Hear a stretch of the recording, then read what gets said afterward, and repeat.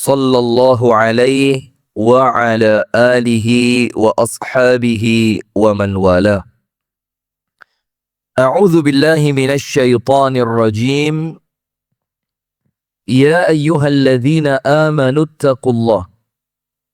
ittaqullaha haqqa tuqatih wa la tamutunna illa wa antum muslimun. Allahumma anta rabbi la ilaha illa anta khalaqtani wa ana 'abduka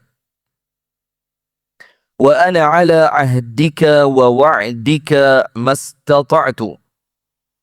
A'udzu bika min syarri ma sana'tu. Abu'u laka bi ni'matika 'alayya wa abu'u bi dhanbi faghfirli. Fa innahu la yaghfiru adh-dhunuba illa anta.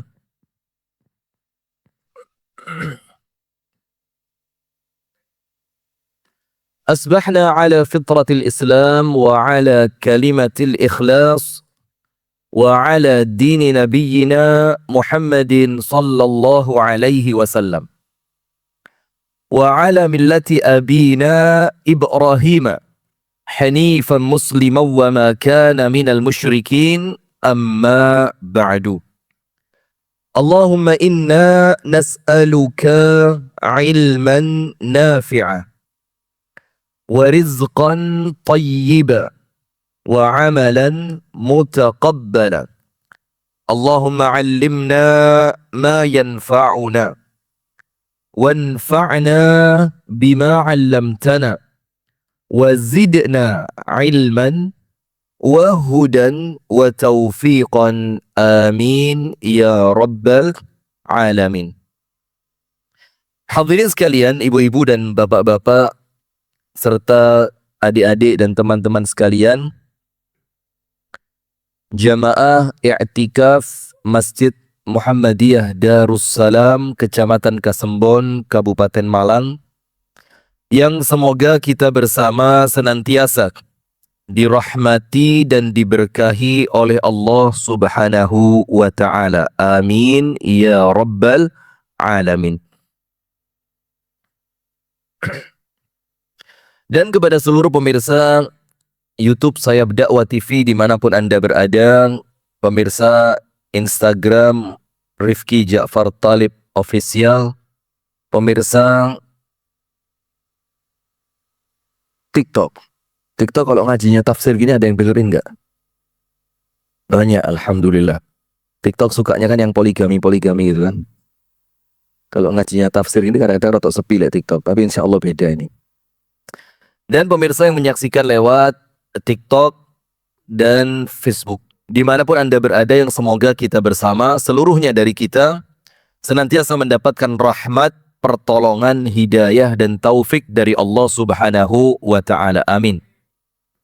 Alhamdulillah jamaah sekalian, di pagi hari ini, mulai hari yang ke-21, sampai nanti insya Allah selesai, dan saya rasa ini selesainya nggak sampai hari yang ke-30. Maka nanti kalau belum sampai hari yang ke-30 selesai, kita lanjutkan tafsir Al-Mulk, tafsir surah Al-Mulk. Insya Allah mulai hari ini, malam hari yang ke-21 sampai nanti selesai, kita akan membaca kitab tafsir Al-Imam Al-Hafidh Ibnu Katsir rahimahullahu ta'ala. Wa nafa'ana Allahu bi'ulumihi fid dharain amin, pada surah Al-Hujurat. Pada surah apa? Al-Hujurat. Yang arti dari Al-Hujurat ini adalah kamar-kamar yang kemudian menjadi tempat tinggalnya Rasulullah sallallahu alaihi wasallam bersama istri-istrinya. Dan itu menunjukkan bahwasannya Rasulullah sallallahu alaihi wasallam adalah manusia yang sangat sederhana, luar biasa. Nah, salah satu penekanan pada surah Al-Hujurat ini adalah berbicara tentang bagaimana seorang muslim, seorang mukmin bersikap, berperilaku di dalam menyikapi saudaranya sesama muslim. Maka nanti ada apa istilahnya, ada yang sering kita dengar itu tabayyun. Apa?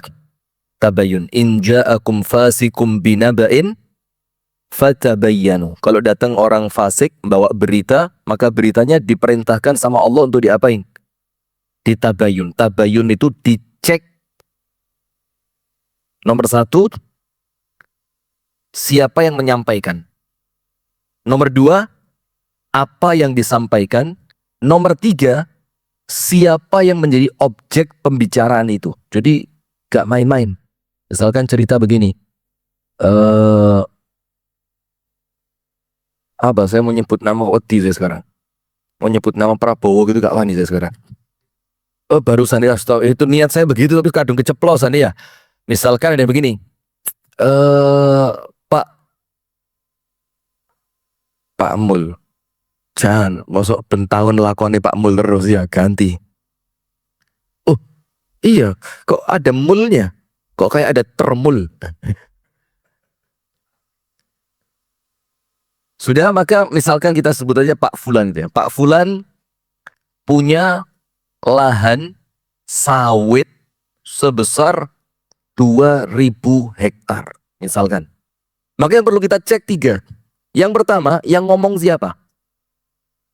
Dicek dulu, ini orang yang ngomong ini track recordnya orangnya terpercaya atau tukang ngibul, tukang bohong. Maka kalau pertama orangnya udah tukang bohong, wes gak usah dianggap ini berita. Tiwas buang-buang waktu. Nomor dua, kalau orangnya baik, dicek beritanya bener apa enggak. Dicek, kamu dengar itu dari mana, kamu lihat sendiri apa enggak. Dan yang ketiga, Pak Fulan yang diceritakan punya lahan 2000 hektar tadi, itu dicek juga orangnya. Pantas enggak sih orang itu seperti itu? Nah itu kalau kita ngomong tentang apa? Adab ketika mendengar berita tentang orang lain. Nah sekarang kita awali. Al-Hujurat ini surat termasuk surat pendek. Dia hanya 18 ayat. Ayatnya cuma 18. Tapi kemudian kandungannya sangat luar biasa. Saya baca tafsiru suratil Hujurat. Tafsir itu artinya apa? Penjelasan. Bisa dibilang tadabbur. Surah yaitu surat Al-Hujurat, yaitu suratul Hujurat atau kamar-kamar Nabi. Wahia madaniyatun, dan surat ini merupakan surat apa? Madaniyah, karena jelas madaniyah itu isinya apa? Ngatur tentang muamalah, ngatur tentang ibadah, itu madaniyah. Karena kalau surat-surat Makkiyah fokusnya berapa? Ingat enggak pelajaran kita Ramadan tahun lalu? Enggak ingat? Nah, saya suka murid yang model begini, suka saya. Jadi kita baleni ping piro-piro panggah ketok paling pinter terus. Kalau Makkiyah itu fokusnya nomor satu. Bagaimana kita mentauhidkan Allah. Mengesahkan Allah di dalam peribadatan. Itu Makkiyah. Maka qul huwallahu ahad. Allahus itu Makkiyah apa Madaniyah? Makkiyah. Kemudian fokus yang kedua, penjelasan mengenai benarnya risalah Nabi Muhammad. Itu surat-surat Makkiyah pasti arahnya ke situ. Ini Nabi ini bukan orang gila, bukan tukang syair, bukan tukang sihir. Jadi meyakinkan kepada manusia di saat-saat Makkiyah bahwasannya Nabi Muhammad itu Nabi yang benar-benar utusan dari Allah. Dan yang ketiga, tentang hari kebangkitan dan pembalasan. Itu tiga fokus apa? Makkiyah. Nah tapi kalau bicara Madaniyah, maka mulai hubungan kemasyarakatan, mulai tentang bagaimana ibadah, mulai bagaimana ngatur urusan antara kita dengan orang lain, itu rata-rata surat apa? Madaniyah. Nah, maka Al-Hujurat ini pun termasuk surat apa? Madaniyah. Ini termasuk surat Madaniyah. Ayat yang pertama, A'udzu billahi minasyaitonir rajim. Bismillahirrahmanirrahim. Ya ayyuhalladzina amanu la tuqaddimu baina yadayillahi wa rasulih. Wattaqullaha innallaha sami'un alim. Kita baca sampai 3 ayat. Ya ayyuhalladzina amanu, lihat awal-awalnya mirip semua. Ya ayyuhalladzina amanu. Wis mulai apa? Bukan lagi ngatur keimanan, tapi orang yang beriman diatur untuk baik kepada orang lain. Jadi tahapannya itu. Ayat kedua, ya ayyuhalladzina amanu la tarfa'u aswatakum fawqa sawtin nabi ولا تجهروا له بالقول كجهر بعضكم لبعض أن تحبط أعمالكم وأنتم لا تشعرون. Ini adab kepada Nabi Muhammad. Ayat yang ketiga, إِنَّ يَغُضُّونَ أَصْوَاتَهُمْ عِنْدَ رَسُولِ اللَّهِ أُولَئِكَ الَّذِينَ امْتَحَنَ اللَّهُ قُلُوبَهُمْ لِلتَّقْوَى لَهُمْ مَغْفِرَةٌ وَأَجْرٌ عَظِيمٌ. 3 ayat ini dulu kita pelajari di pagi hari ini. Artinya adalah, yang pertama, wahai orang-orang yang beriman, janganlah kalian mendahului Allah dan Rasulnya. Nah ini kalau kita tidak baca tafsir jamaah, ngawur. Apa arti mendahului Allah dan Rasulnya itu? Nah nanti kita baca ya. Janganlah kalian mendahului Allah dan Rasulnya dan bertakwalah kepada Allah. Wattaqullah. Maka di antara makna takwa itu apa? Yo tidak berani mendahului Allah dan Rasulnya. Maksudnya kita berada di belakang Allah dan Rasulnya. Maksudnya amalan kita, perbuatan kita, sikap kita, itu imamnya adalah Allah dan Rasulullah. Jadi jangan diwalik. Kita melakukan sesuatu, Rasulullah taruh belakang. Nah, ini namanya terbalik. Innallaha sami'un alim. Karena Allah, sesungguhnya Allah maha mendengar lagi maha mengetahui. Wahai orang-orang yang beriman, janganlah engkau meninggikan suaramu. Ini bagus, ada cerita bagus di sini. Sampai ada sahabat gak wani metuoma. Siapa dia? Disebutkan dalam riwayat adalah Amirul Mukminin Umar ibnul Khattab. Gara-gara suaranya Amirul Mukminin Umar itu suaranya apa? Lantang. Maka Umar itu mengira ayat ini itu Allah turunkan untuk dia. Radhiyallahu ta'ala anhu. Sementara hukumannya berat. Kalau kalian meninggikan suara di atas suaranya Nabi, antahbata a'malakum. Maka dengan itu apa yang terjadi? Allah subhanahu wa ta'ala akan menjadikan amalan kalian, antahbata a'malukum, itu amal kita ini terhapus sia-sia. Akhirnya Umar mikir apa? Waduh, kalau saya ketemu Nabi terus suara saya kenceng, pahala sholat saya hilang, pahala puasa saya hilang, pahala ngaji saya hilang. Akhirnya Umar itu apa? Tidak berani keluar. Khawatir ketemu Nabi. Sampai oleh Nabi Muhammad dikatakan, Umar, itu ayat bukan untuk kamu. Wahai orang-orang yang beriman, janganlah kalian mengangkat suara kalian di atas suara Nabi. Dan ini termasuk oleh Umar ditafsiri apa? Tidak boleh teriak di Masjid Nabawi. Ada 2 orang dari luar kota Madinah masuk Masjid Nabawi, eker-ekeran. Di zaman siapa? Umar. Apa kata Umar? Kalau kamu ini bukan orang luar kota, artinya apa? Coba kamu ini orang Madinah, lau la'auja'tukuma. Tak pukul sampai kesakitan kamu ini. Gara-gara mereka di Masjid Nabawi suaranya apa? Suaranya tinggi. Nah ini termasuk itu. Wala tajharu lahu bil qawli ka jahri ba'dikum ba'da. Dan janganlah kamu berkata kepada Nabi dengan suara keras sebagaimana kerasnya suara sebagian kamu terhadap sebagian yang lain. Karena orang Arab Badui, rumah mereka berjauhan. Sehingga mereka itu kalau perlu satu dengan yang lain, kan tidak ada handphone, tidak ada alat komunikasi. Maka apa yang mereka lakukan? Jerit, teriak-teriak mereka, ya fulan, ya bani fulan, teriak-teriak. Nah itu untuk orang lain itu umum, normal, tidak apa-apa. Tapi untuk Nabi tidak boleh. Jadi kalau mau manggil Nabi, datang ke depannya, jangan dipanggil dengan suara yang keras. Nah ini termasuk sekarang dipakai dalil ini oleh para ulama. Kalau ziarah ke makam Nabi tidak boleh mengangkat suara. Antahbata a'malukum wa antum la tash'urun. Apabila kalian melakukan yang seperti itu, maka pahala amalmu akan terhapus, sedangkan kamu tidak menyadari. Innalladzina yaghudduna aswatahum 'inda Rasulillah, sesungguhnya orang-orang yang merendahkan suaranya. Jadi kalau di depan Nabi itu apa? Suaranya dipelankan.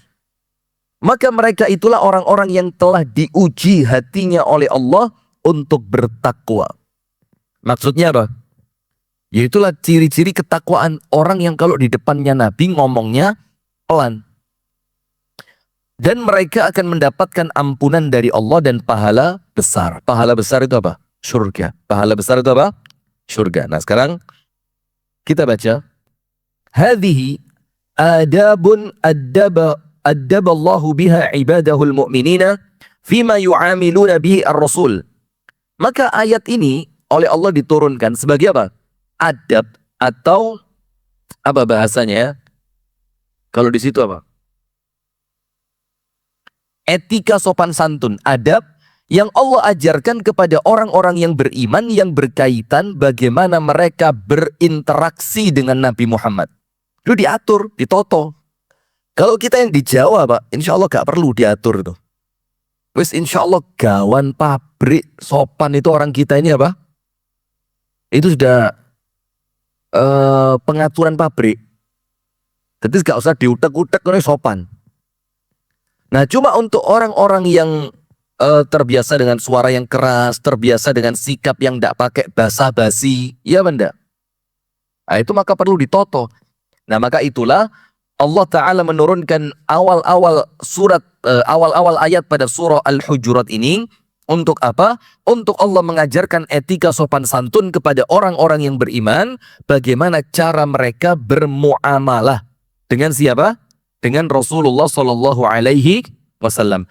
Minat tauqir wal ihtirami wat tabjil wal i'dham. Dari memuliakan, mengagungkan, menghormati. Itu diajarkan semua. Karena Nabi Muhammad tentu tidak sama dengan manusia yang lainnya. Kemudian faqala, maka Allah Ta'ala berfirman, Ya ayyuhalladzina amanu la tuqaddimu baina yadayillahi wa rasulih. Wahai orang-orang yang beriman, janganlah kalian mendahului Allah dan Rasulnya.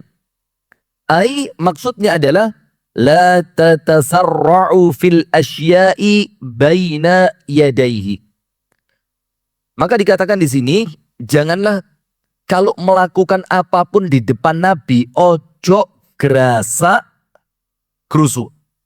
Jadi kalau di depan Nabi ada makanan, gak boleh tergesa-gesa.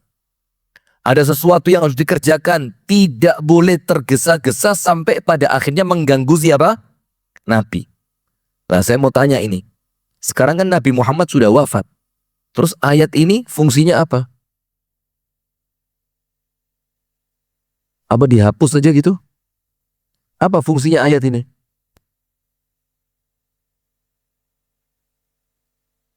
Majelis taklim boleh.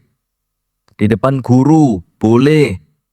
Tapi kemudian lebih tepatnya mengagungkan sunnah Nabi. Mengagungkan apa? Sunnah. Jadi kalau sudah ada sunnah Nabi yang jelas ditunjukkan kepada kita, ojo gerusa, manuto. Hatinya ditundukkan, direndahkan hatinya, diikuti apa yang diajarkan oleh sunnah tersebut. Maka dikatakan apabila ada sesuatu di hadapan Nabi, fala tatasarra'u fil asya'i baina yadayhi. Janganlah kalian melakukan apapun di depan Nabi dalam keadaan tergesa-gesa. Ai qablahu, yaitu artinya apa? Sebelum Rasulullah Sallallahu Alaihi Wasallam, sebelum Rasulullah melakukannya. Jadi ojo disi kanjeng Nabi. Nah ini kalau untuk amalan kita sebagai umat Islam, jangan melakukan ibadah yang Nabi Muhammad tidak pernah apa? Melakukannya. Jadi gampang. Jadi wala taf'alu al-asya'a qablahu. Jangan melakukan apapun sebelumnya. Bal kunu taba'an lahu fi jami'il umur.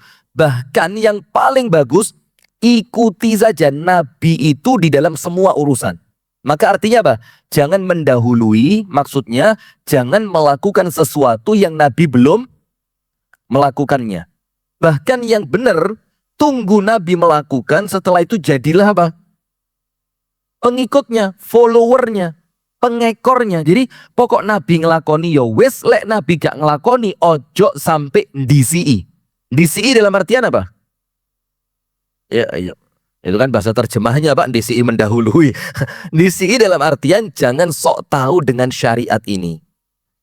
Kemudian hatta yadkhula fi umumi hadza al-adabi asy-syar'i hadits Mu'adz, sampai kemudian masuk di dalam adab syariat ini, di dalam syariat ini, adab-adab tadi itu ada di dalam hadis sahabat Nabi yang mulia Sayyiduna Mu'adz ibnu Jabal radhiyallahu taala anhu.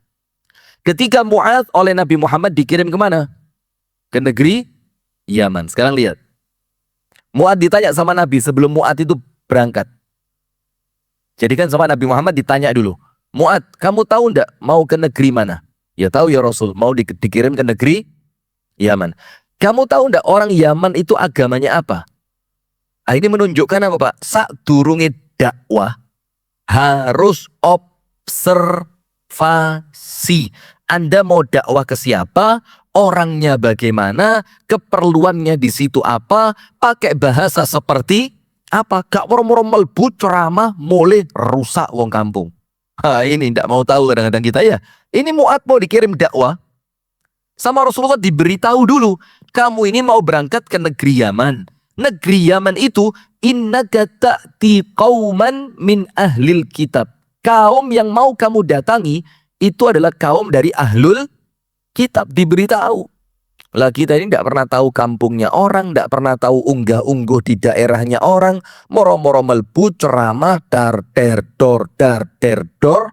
Anda pulang gak ero apa-apa, masyarakatnya remuk, eker-ekeran satu dengan yang lain. Nah, sudah setelah dijelaskan semuanya, maka Rasulullah mengatakan apa? Mu'adz, maka dengan itu pertama kali yang kamu seru mereka untuk mengikutinya, ajaklah mereka untuk bersyahadat la ilaha illallah Muhammadun Rasulullah.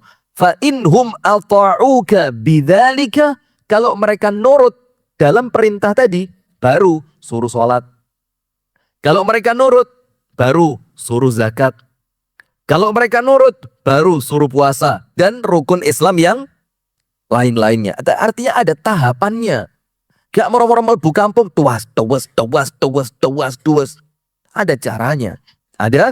Ada caranya. Nah, setelah semua pertanyaan tadi, maka Rasulullah sebelum Mu'adz itu berangkat ditanya, bima tahkumu ya Mu'adz? Mu'adz, kalau kamu nanti sampai di Yaman, kamu akan berhukum dengan apa?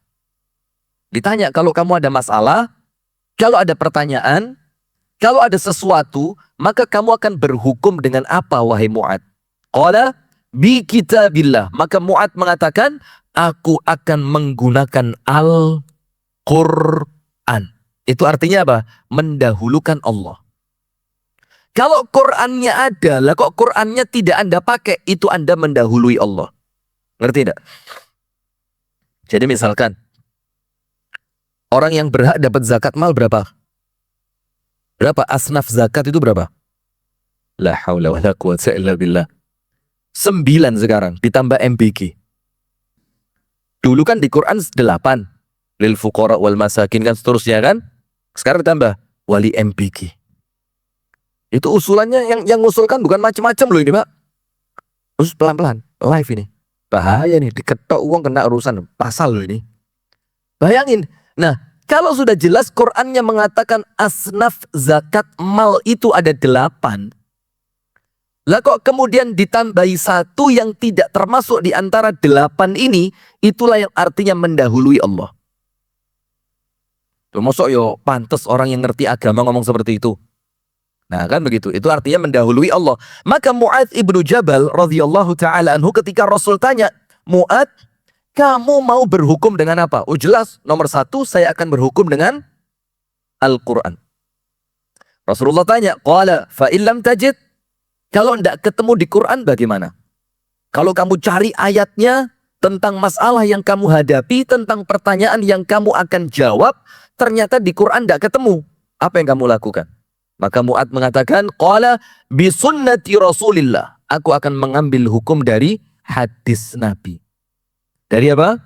Sunnah Rasulullah Muhammad sallallahu alaihi wasallam. Nah, inilah artinya mendahulukan Nabi.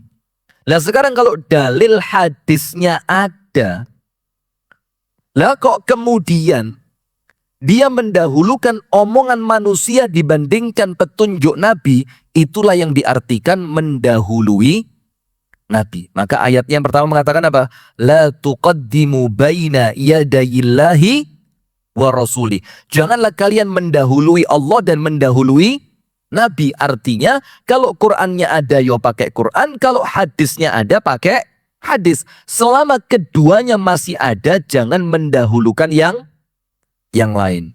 Mentang-mentang diangkat oleh atasannya, terus menjilat ke atasan butuh duit buat ngasih makan misalkan semut sak dunia gitu.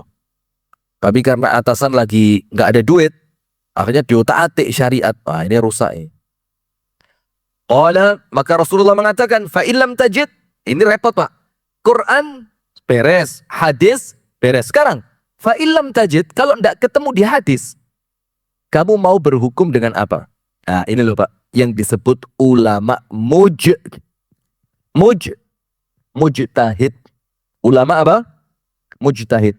Maka hati-hati. Yang kita tahu dan paling gampang untuk diketahui sampai sekarang yang lazim, ulama mujtahid itu minimal yang kita tahu 4. Imam Hanafi, Imam Malik, Imam Syafi'i, Imam Ahmad. Itu mujtahid. Mujtahid. Kenapa mereka dibilang mujtahid? Karena syurutul ijtihad, syarat-syarat bolehnya berijtihad. Ijtihad itu apa sih? Ijtihad itu misalkan ada masalah.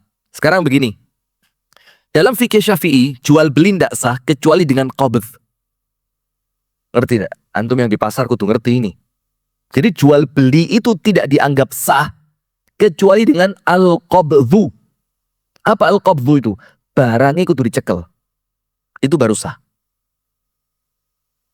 Sekarang pertanyaan, kalau jual beli online ya apa? Loh, saya kasih pertanyaan kok. Lah ya piye Ustaz? Lah lo dibalik. Ya apa? Nah, disinilah fungsi ulama mujtahid. Bagaimana seperti kalangan Imam Hanafi, Imam Malik, Imam Syafi'i, Imam Ahmad menyelesaikan masalah-masalah itu. Sesuatu yang di dalam Quran tidak ada, dalam hadis tidak ada. Nah, maka para ulama mengatakan selama barangnya sesuai dengan kriteria yang tertulis, gambarnya jelas, bentuknya jelas, ukurannya jelas, dan tidak ada penipuan di sana, maka sah. Karena apa? Menunjukkan gambar dan spesifikasi barang itu pengganti dari memegang barang. Nah, ini kalau tidak mujtahid Pak, tidak boleh bikin hukum begitu. Tidak boleh. Nah, sementara dalam ijtihad ada kaidah. Apa kaidahnya? Ijtihad tidak boleh dibatalkan dengan ijtihad yang lain. Kedukuran antum. Sudah, nanti. Nanti kalau ketemu contohnya biar antum ngerti dulu. Jadi misalkan ada ijtihad dari Imam Syafi'i, tidak boleh dibatalkan ijtihadnya Imam Syafi'i oleh ulama mujtahid yang lain. Menganggap, oh gak iso, gak bener iku, sing bener ngene. Padahal ranahnya ini bukan ranah Quran hadis, tapi ranahnya apa?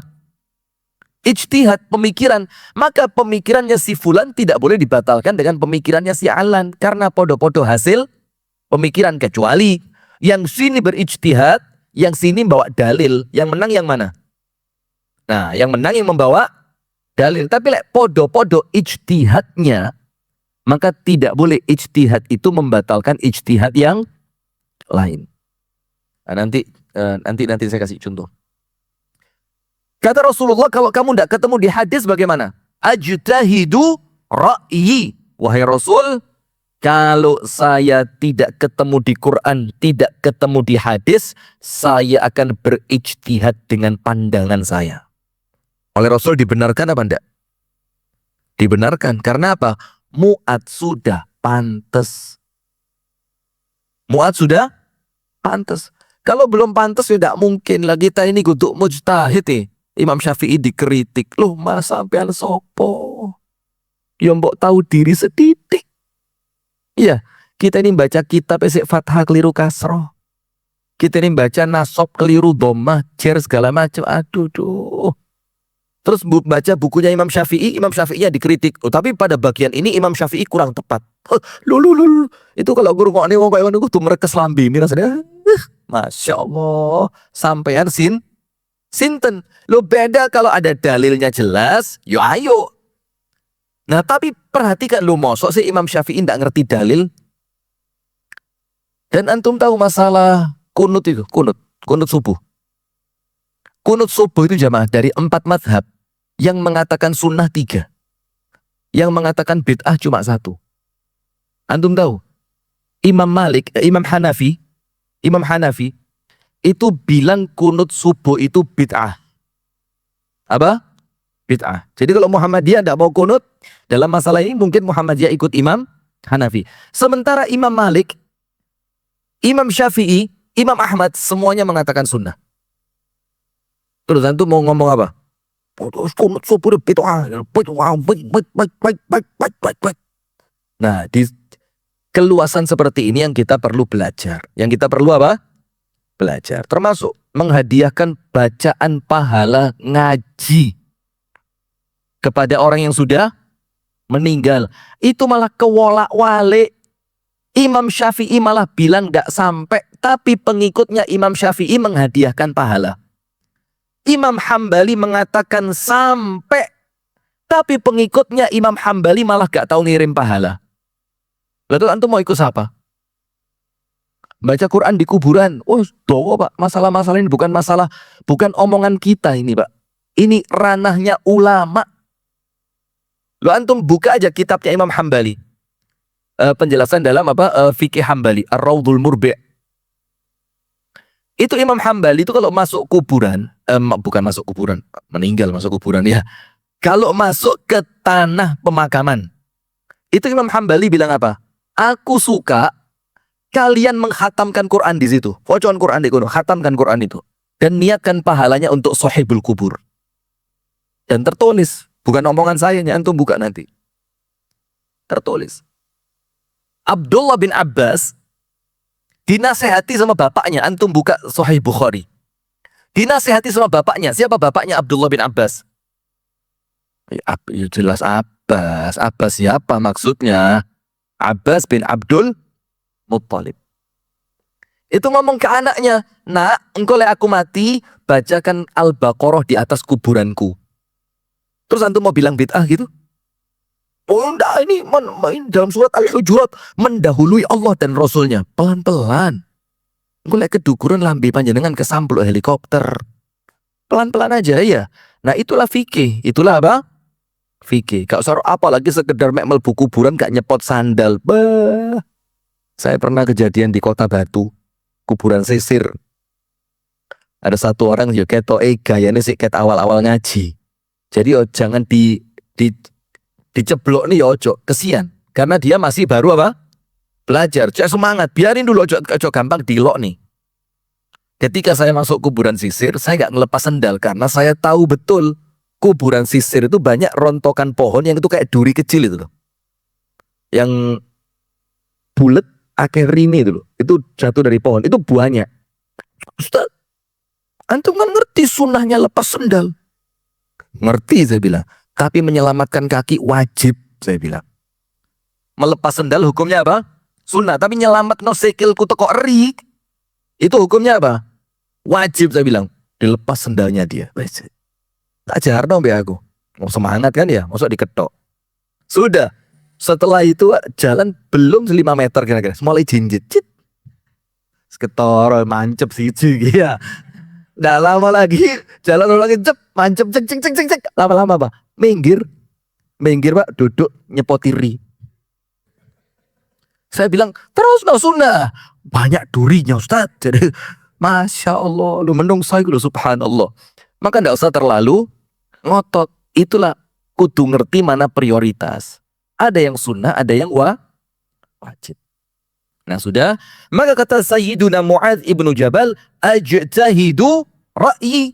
Kalau tidak ketemu di Quran, tidak ketemu di hadis, aku akan berijtihad. Nah, kalau orang yang berijtihad tidak dikatakan mendahului Allah dan Rasulnya.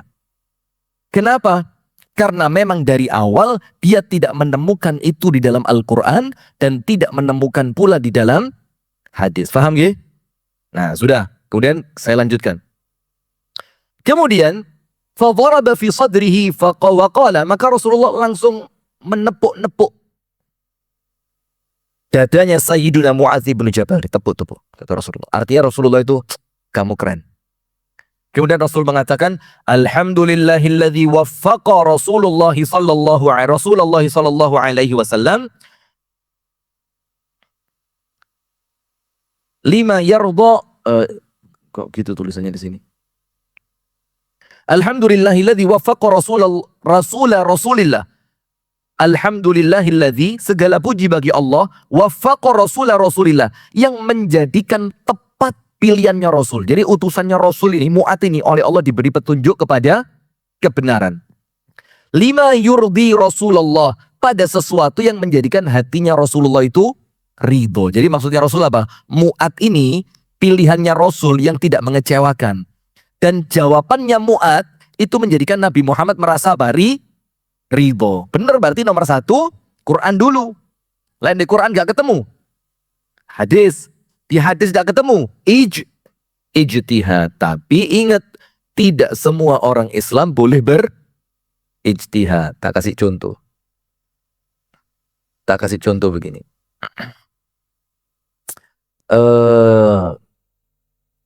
Ada buku fikih kontemporer. Itu milik Asy-Syaikh Almarhum Yusuf Al-Qaradawi. Tapi buku fikih kontemporer ini itu disebarkannya di Eropa. Karena memang permintaan orang Eropa kepada Syekh Yusuf Qaradawi, ya Syekh, kami di sini Syekh, umat Islam itu kekurangan ulama, kekurangan ahli ilmu. Maka tuliskan untuk kami fatwa-fatwa kontemporer tentang hubungan. Nah, salah satu yang ditulis oleh Syekh Yusuf Qaradawi di sana, itu sesuatu yang mungkin untuk kita gak pas. Apa itu? Syekh Yusuf Qaradawi itu mengatakan,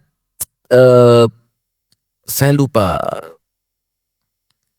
daripada keliru ya, nanti saya ingat-ingat lagi. Pokok sesuatu yang untuk orang Islam yang hidup di negara Islam itu gak pantas.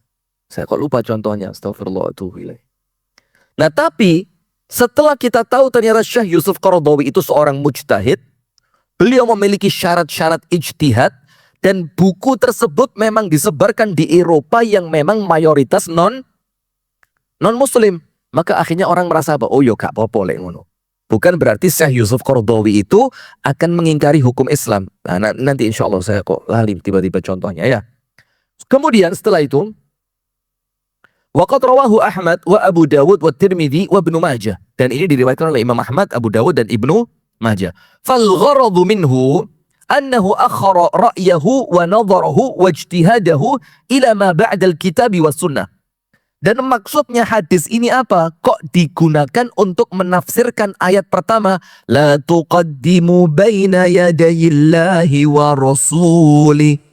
Wahai orang yang beriman, janganlah mendahului Allah dan janganlah mendahului Rasulnya. Apa maksudnya? Mu'adz mengakhirkan pendapatnya. Mu'adz apa? Mengakhirkan pendapatnya. Di belakangnya apa? Di belakangnya Al-Quran dan As-Sunnah. Baru kalau di Quran nggak ketemu, di As-Sunnah nggak ketemu, baru pakai ijtihad. Walau qaddamahu qabla al-bahthi anhuma, lakana min babi taqdim baina yadillahi wa rasuli. Kalau saja Mu'adz tiba-tiba menggunakan menurut saya, tanpa sebelumnya mempelajari Quran dan hadisnya, maka Mu'adz kena ayat nomor 1 ini. Seakan-akan dia mendahului Allah dan Rasulnya. Jam berapa syuruk? Jam berapa Pak Khairul syuruknya? 38. Ini sudah 38, 7, kurang 3 menit. Nah sudah dengan, sekarang saya mau tanya. Kalau pas tuluk sholat boleh apa enggak? Pas tuluk sholat boleh apa enggak? Saya enggak ngetes ini, takon ini. Enggak boleh ya? Kenapa enggak boleh? Karena pas matahari baru keluar yang dikatakan setan sedang mengeluarkan apanya? Tanduknya, betul. Antum tahu? Ada ulama yang mengatakan boleh. Loh, kenapa kok ada hadis yang Rasulullah melarang? Contoh yang lain, cek gampang. Sholat setelah asar boleh apa enggak? Boleh apa enggak? Loh, sholat setelah asar? Enggak boleh. Setelah sholat asar enggak boleh. Tapi kalau tahiyatul masjid boleh. Kalau sunnah setelah wudhu boleh. Sholat jenazah boleh. Nah, maka sama seperti ini. Para ulama mengatakan yang tidak boleh itu gak ono opo-opo moro-moro sholat. Tapi kalau sholatnya sholat karena antum dari subuh ndak keluar masjid, kemudian tulu, maka itu sama seperti habis sholat asar tahiyatul masjid. Boleh apa enggak?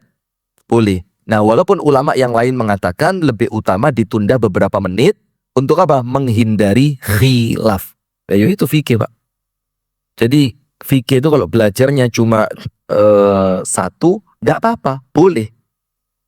Supaya panjenengan punya pegangan.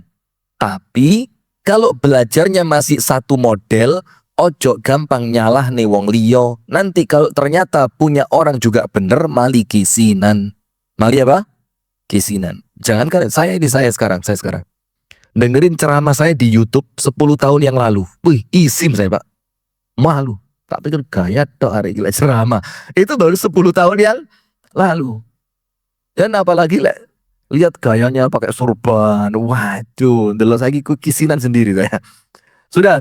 Maka dengan itu, kalaulah Mu'ad mendahulukan pendapatnya sebelum dia membuka Quran dan hadis, maka Mu'ad terkena ayat yang pertama, mendahului Allah dan Rasulnya. Karena Mu'ad mengakhirkan ijtihadnya, tapi pertama apa? Kalau Mu'ad, kalau ada masalah, kamu hukumnya pakai hukum apa? Quran. Kalau tidak ketemu di Quran, hadis.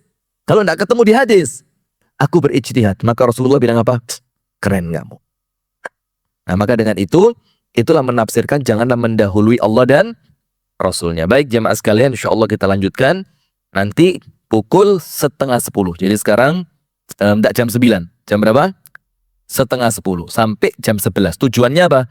Karena setelah ini saya tahu antum mau tidur, yang itikaf ini. Kalau acaranya dimulai jam 9, turunit durung, apa bahasa Jawanya? Durung katek. Sementara nanti kalau selesainya 10:30, zuhur sih kurang sak jam. 3 turu tangi mana? Ngelu mana sirai? Sekaruan mulainya 9:30, berhentinya jam 11. Jadi setelah jam 11, zuhurnya cuma kurang sedikit. Antum bisa iktikaf di masjid, bisa baca Al-Quran. Baik, jamaah sekalian dimanapun Anda berada, kami ingatkan, insya Allah kami di Yayasan Sayap Dakwah Organizer memiliki program unggulan di bulan Ramadan ini. Dan salah satu program terbaik kami saat ini adalah wakaf 1000 bulan. Apa itu? Insya Allah kami akan membuat pondok takwin ad-du'at, pondok rimba Wonoagung, yang insya Allah pada tahap awal kita membutuhkan dana sekitar 3 miliar. Maka insya Allah 10 terakhir ini nutup, yakin 3 miliar itu uang kecil. Uang apa? Uang kecil, uang kecil. Allah itu kok jangankan 3 miliar. Uang 300 triliun aja bisa dikorupsi kok. Iya. Uang kecil itu untuk Allah, uang kecil itu. Maka insya Allah saya yakin jamaah sekalian melalui TikTok, Facebook, Instagram, YouTube, apabila Anda menginginkan berkontribusi dalam wakaf 1000 bulan ini, silakan klik, itu ada QRIS di bagian bawah itu. Belum keluar QRIS-nya Mas Arif ya. Itu ada ada QRIS di situ. Nanti Anda klik, Anda bisa berkontribusi sesuai kemampuan masing-masing. Kalau TikTok, Anda klik bio, nanti di bio, Anda tidak ngerti, bingung kan Bapak, apa bio ini apa? Biologi, Pak. Nanti yang main di TikTok, Anda klik bio, nanti di bio itu akan keluar linknya, itu link Anda tekan, Anda klik, nanti insya Allah Anda akan diarahkan pada program, ada QRIS yang sana akan keluar untuk program wakaf 1000 bulan dalam rangka pembangunan Pondok Rimba Wonoagung. Barakallahu fikum. Insya Allah kita lanjutkan nanti pukul 9:30. Jazakumullahu khairan katsiran wa barakallahu fikum.